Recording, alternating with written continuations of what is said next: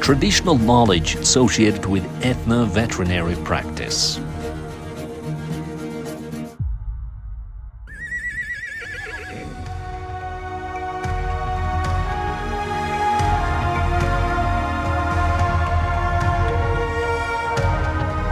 Mongolia is a notable example of a nation that has historically cultivated, refined and advanced the practice of animal husbandry, which remains preserved today. Over 7,000 to 10,000 years ago, the ancient nomads of Central Asia domesticated and tamed wild animals, using them for various daily activities and agricultural practices, as evidenced by rock arts from the Stone Age. Mongolians traditionally herd 5 primary animals: horses, cattle, camels, sheep and goats. For thousands of years, Mongolian people have accumulated extensive experience in pastoralism and in treating diseases and injuries in their pastoral animals, relying on traditional knowledge and methods. This knowledge is essential for herders who live in vast pastoral areas where access to veterinary services and medical facilities is often limited. Consequently, herders have developed self-reliance in treating their pastoral animals over many generations. They sense and address the health issues of their livestock based on an understanding of seasonal variations and traditional methods. Each herder cultivates specialized expertise and experience tailored to the specific species of animals they manage and the distinct environmental conditions of their region. Herders are encouraged to examine their pastoral animals for signs of disease and ensure that their animals are well fed and healthy, especially as they prepare for the lean months of spring. Herders must also have a basic understanding of common diseases and appropriate seasonal treatments for their animals. Many have been practicing traditional methods of healing and care for years. The best way to prevent livestock diseases is to migrate between pastures, depending on the availability of grass and water sources. Wisely choose pastures and graze livestock in areas with rare medicinal plants.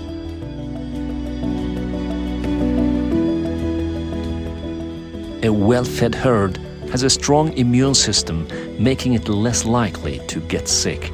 Close migration is considered the key to livestock health. The importance of preventing various livestock diseases caused by grazing and pollution of the surrounding area.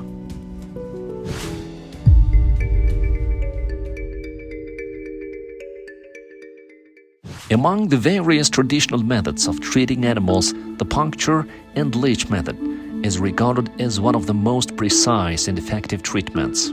This technique helps improve the health of animals and cures their ailments. Essentially, the leeching method removes stagnant, bad blood that accumulates in the body and contributes to disease. It's crucial to control the amount of blood released from the veins and the technique used for blood extraction. Generally, it's believed that not a single drop of healthy blood should be released from an animal. The goal is to release gases and impurities instead. Therefore, the puncture and leech method is effective only if the skin's pores are more significant than the blood vessels. This method is unique because it can be applied to areas beyond the blood vessels, including bones and internal organs. Treatments typically begin in late spring and the beginning of the summer, when the sun is at its peak or the animals are well fed. Small cattle are usually treated with leeches in early June, horses in early August before their blood becomes oily, and camels in June and August during their molting period. While the animals may be in good physical condition, they may have lost some blood but can regenerate it. To aid in strength recovery, the focus is mainly on leeching the left and right chest, 4 to 5 centimeters backward from the elbow, the button veins of camels and horses, and the 2 lung veins known as Barga veins in sheep and goats. Other targeted areas for leeching include the veins inside the haunch, the tailbone, and the interior of the rump in sheep and goats. Another variation used for small cattle includes leeching combined with ear marking. Only a few veins are typically treated for camels. These include the electrical vein for eye inflammation, the carotid vein or the tongue vein for colds, and a few treatment veins at the base of the tongue for conditions such as oil-shaped sores with a red halo appearing on the oral mucosa and tongue of camels. It's important to note that Mongolians do not use the leech and puncture technique for treating cattle due to the thickness of cattle skin, the scarcity of superficial blood vessels, and the high levels of fat and saturated fatty acids. In case where a cow's eyes become red and painful due to heavy snowfall in winter and prolonged exposure to water in the summer, resulting in swelling and lameness, one of the common treatments among herders is to leech the capillaries at the tips of the ears and let the blood. However, during the winter, due to the thickened blood of animals, leeching and puncturing are strictly prohibited. Mongolians select a specific day to perform the traditional puncturing and leeching ritual on animals. It's believed that the animal's soul moves to different parts of its body each day, and if the soul resides in the horse's fetlock on the day of the ritual, that fetlock should not be punctured or leeched.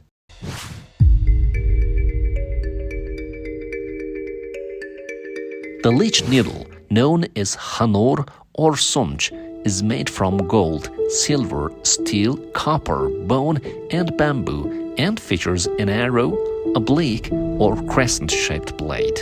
Historically, Mongolians have used a unique leeching knife with multiple grooves, making it suitable for all animals and all leeching and puncturing points.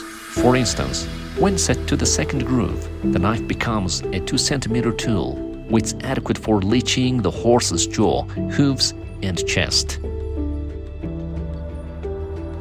Leeching is prohibited in adverse weather conditions, such as rain or extreme sun. It cannot be performed on pregnant animals, young animals, or those that are dehydrated and weak. After leeching, animals must not be tied up overnight, ridden, or left in water. Generally, animals that have undergone leeching should not be leeched again for at least 1 month. While every herder practices traditional animal healing and home remedies in their respective areas, the leeching and puncturing techniques cannot be performed independently. These procedures must be carried out by a specialized expert who has mastered the requisite skills. Healing through home remedies, cauterizing, acupuncture, bloodletting, and bone setting requires significant skill and experience. Essential factors to consider include the risk of animal exhaustion from multiple incorrect punctures, the potential for puncture wounds to become infected due to dirt and blood, and the danger of deep punctures preventing proper clotting. As a result, those who excel in safely treating the veins of animals are respected and valued members of the herder's family and community. Numerous books and sutras have been written explicitly about traditional veterinary medicine, including treatments and remedies. For instance, the sutra authored by scholar Tsivilvanchik Dorj, entitled Guidelines for the Care, Treatment and Healing of Horses, Camels, Cows, Sheep and Goats under the supervision of a herdsman, offers valuable insights and methods for healing horses. Scholar Sharaf Dorj conducted an in-depth study on performing leeching treatments for equine diseases such as colic, and muscle atrophy in horses. His research focused on the key points and procedures for leaching blood vessels, highlighting that horses have 46 veins and 8 puncture points that can be utilized in treatments. He emphasized the importance of wisdom and the 5 physical relationships in this process. Mongolian herders often use traditional methods and home remedies to strengthen their exhausted animals in winter and spring harshness. They believe horses and Mongolian cattle serve as medicine to one another. For example, atrophied horses may be treated with Mongolian cow fat. It is said that if a large amount of fat is smoked at once, it can be harmful. Therefore, it's better to smell it from a distance and to do so gradually. In cases where a cow suffers from mange, treatment may involve boiling horse manure for the cow to drink and rubbing the affected areas with white camel urine. The methods used in these treatments include drinking, licking, rubbing, spraying, washing, smoking, applying, cutting, splitting, pulling, massaging, and scalding. In the realm of livestock raising and breeding, herders place considerable emphasis on the breed and male parent of their animals. Mongolian herders often utilize rituals and beliefs to improve animal health and prevent diseases when selecting herds and grazing pastures. For example, it's beneficial for horses to have a fully equipped saddle and bridle. Additionally, keeping skunk skin in the household is considered auspicious for cattle. Herders may also burn dung for disinfection and carve symbols representing the growth of the 5 primary livestock and the increase of young cattle.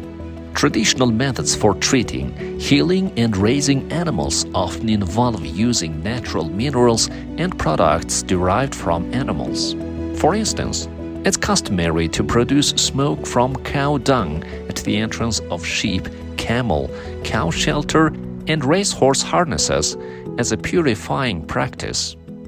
For growing the healthy calves, herders may summon a bull and place a wood carvings of deer antler at the entrance of a cow's shelter. A mixture of juniper, agar wood, thyme, and edmug, or a type of milk product, is often placed before the cow's shelter as worship and symbolism. When animals experience swollen and lame legs, their affected areas are rubbed with the scent of a marmot's stomach. A leech knife and spells are often used for surgical procedures besides home remedies. Quick treatment methods are employed for temporary illness and injuries in animals. For instance, it was common to boil snake skin and give the resulting juice to sheep and goats while delivering their offsprings during the spring season. When livestock are in disease due to delivering their offsprings, it's common practice to boil millet with sugar or to cook white mushrooms for consumption. Additionally, herders pay close attention to the size, material, and knots of the equipment used for herding horses, cattle, and camels to prevent injury. Due to livestock raising occurring on extensive grasslands, access to veterinarians and veterinary hospitals is often limited in animal disease or injury cases. As a result, individuals with expertise in traditional veterinary medicine are needed to address specific cultural, economic, and social challenges. The contemporary global policy of sustainable development strongly emphasizes fostering lifestyles and environments that coexist harmoniously with nature and wildlife. In this context, Mongolia's traditional or ethno-veterinary medicine offers a practical approach to quickly addressing certain diseases while promoting local resource use. Furthermore, traditional knowledge of veterinary medicine plays a significant role in ensuring food security. Mongolian nomadic culture is deeply rooted in the interdependent relationship among land, pastures, livestock, and herders. Mongolian herders have lived in close harmony with nature and traditionally used spells to heal and protect their livestock.